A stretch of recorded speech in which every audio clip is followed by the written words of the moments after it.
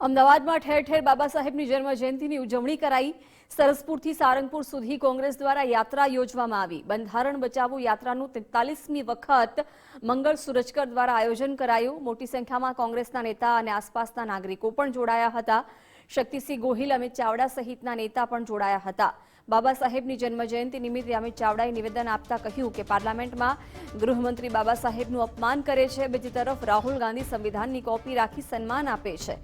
દેશમાં આજે બંધારણ બચાવવાનો દિવસ આવ્યો છે। બંધારણ નહીં બચે તો આપણે પણ નહીં બચીએ। બંધારણ ન હોત તો રાજાનો દીકરો જ રાજા હોત। બંધારણના કારણે જ ગરીબનો દીકરો કલેક્ટર બની શકે છે।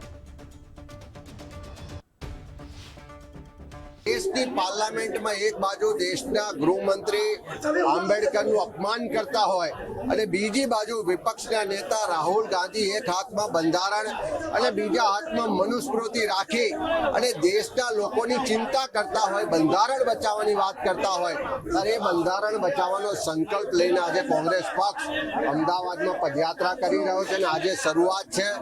આવનારા 1 વર્ષ દરમિયાન આ બંધારણ બચાવો પદયાત્રા ગુજરાતના એક તાલુકામાં ગામો સુધી પહોંચશે અને ગુજરાતના લોકોને સંવિધાનિક અધિકારોનું રક્ષણ થાય, બધાને ન્યાય મળે, અધિકાર મળે, એ કોંગ્રેસ